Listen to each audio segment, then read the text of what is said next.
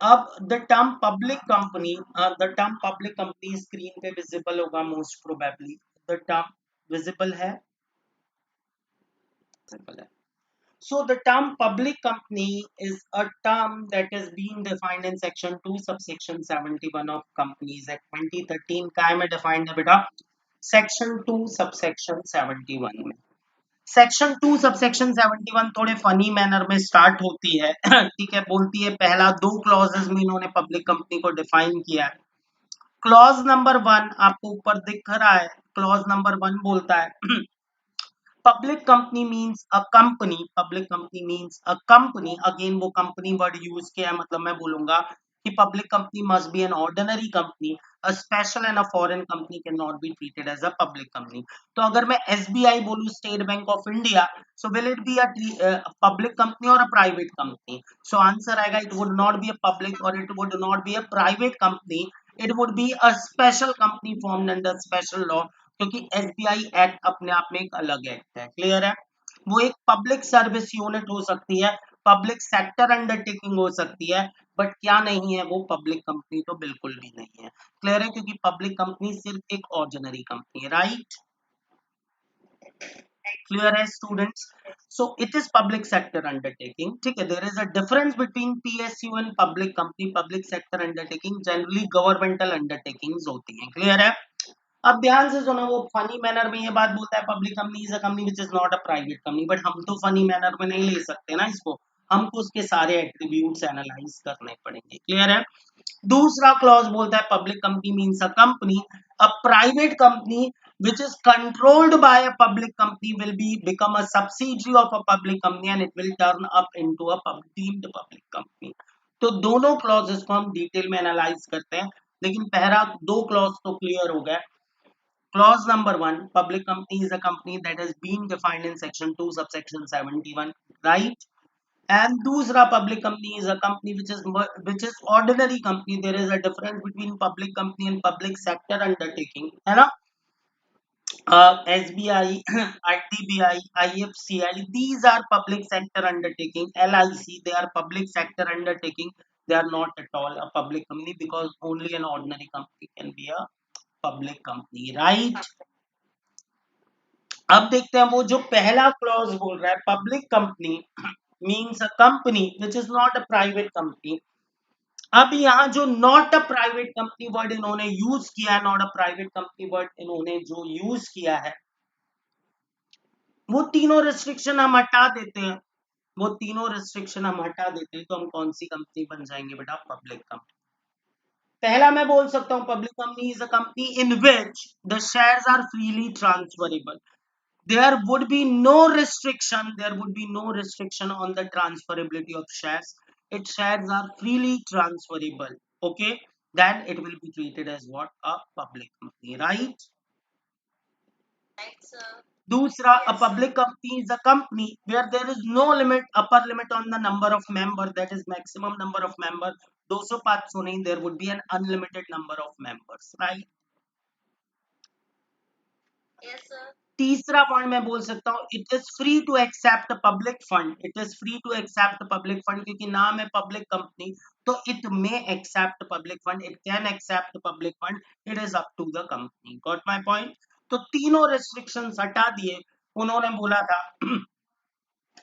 Public company is a company which is not a private company. तो what is private company? जिसके शायद restriction on transferability पे रहते हैं, जिसमें मैक्सिमम 200 मेंबर होते हैं, जो पब्लिक फंड एक्सेप्ट नहीं कर सकती। तो तीनों को नेगेटिव कर दो, आप क्या डराइव कर लोगे?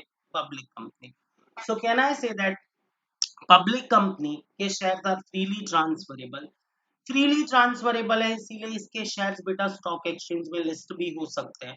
ये अगर लिस्टेड कंपनी बन गई तो इसने पब्लिक से पैसा ले लिया, समझ लो आप। ठीक है, इसके शेयर्स फ्रीली ट्रांसफरेबल है, इसीलिए तो स्टॉक एक्सचेंज में लिस्टिंग पॉसिबल है, क्योंकि स्टॉक एक्सचेंज में कब कौन किसको बेच रहा है किसी को नहीं पता होता, तो रिस्ट्रिक्शन कहां से फॉलो होंगे? दूसरा, there would be no maximum number of member, it can have unlimited number of member. It can accept public fund, और इसको अपने नाम के पीछे प्राइवेट लिमिटेड नहीं, सिर्फ लिमिटेड वर्ड लगाना है।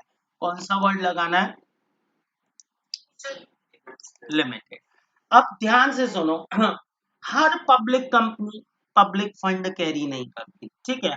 पब्लिक कंपनी अगर लिस्टेड हो गई, पब्लिक कंपनी अगर लिस्टेड हो गई तो समझ जाओ पब्लिक फंड कैरी कर रही है। अभी पिछले कुछ सालों में डीमार्ट पब्लिक का, डीमार्ट तो प्राइवेट लिमिटेड थी पहले, फिर पब्लिक लिमिटेड बनी, अभी लिस्टेड हो चुकी है।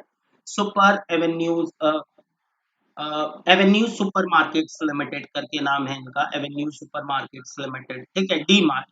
अब वो लिस्टेड हो गई है, मतलब listed companies always carrying public fund. मतलब कहना है say that every public company is not carrying public fund, a public company would carry public fund only when it would become listed company. क्योंकि public fund लेना इतना आसान नहीं होता ना यार। पब्लिक से आप पैसा उठा रहे हो तो उतनी आपकी साख, उतनी गुडविल, उतनी पहचान तो होनी चाहिए कि पब्लिक आप पर पैसा लगाए, right. So, do every public company is carrying public fund? Answer would be no.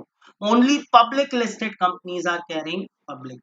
There is no minimum paid up share capital required to have a public company. 2015 से पहले 5 लाख रुपए की पेड अप शेयर कैपिटल की requirement थी, 15 में जो minimum paid up share capital की requirement है उसको हटा दिया गया।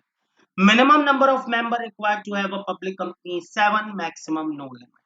They need to put behind their name the term limited, and there is a difference between public company and public sector undertaking. PSU अलग होता है, पब्लिक कंपनी अलग होती है। पीएसयू में जनरली गवर्नमेंट का स्टेक होता है, पब्लिक कंपनी में गवर्नमेंट का स्टेक हो ये जरूरी नहीं। क्लियर हुआ?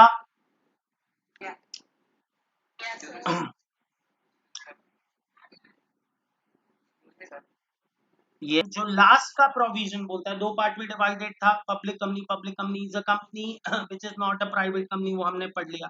पब्लिक कंपनी के अदर एट्रीब्यूट्स हमने पढ़ लिए। अब डीम्ड पब्लिक कंपनी का कॉन्सेप्ट पढ़ते हैं। What is deemed public company? A private company defined under section 2 subsection 68 अगर अपने 51% voting right, that is majority voting right, sell out कर देती है किसी पब्लिक कंपनी को, मतलब अगर किसी प्राइवेट कंपनी के 51% voting right, that is called control, is acquired bye a public company, तो वो पब्लिक ओन्ड कंपनी बन जाएगी। क्या बन जाएगी? और पब्लिक ओन्ड कंपनी बन जाने के बाद क्या बन जाएगी? वो deemed public company. Got my point? Clear हो गया? So do the public company, deem the public company का मतलब क्या हुआ? प्राइवेट कंपनी जिसमें majority of shares is owned by whom? A public company. Clear है? सो वो क्या बन जाएगी? Deemed public company. क्लियर हो गया? सो आज के लेक्चर में हमने कितने कॉन्सेप्ट पढ़े स्टूडेंट्स? दो कॉन्सेप्ट पढ़े। Concept number 1 was private company defined in section 2 subsection 68।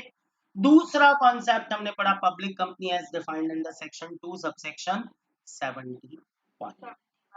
Clear है? जहां प्राइवेट कंपनी की डेफिनेशन में 3 रिस्ट्रिक्शंस थे, पब्लिक कंपनी की डेफिनेशन को हम दो पार्ट में डिवाइड कर सकते हैं, एक एक्चुअली इनकॉर्पोरेटेड पब्लिक कंपनी और एक deemed public company. The original public company means a company which is not a private company. A deemed public company means a company which is originally registered as a private company, but later on, because of majority of stake being taken up by a public company, it would become a deemed public company. Got my point? So we have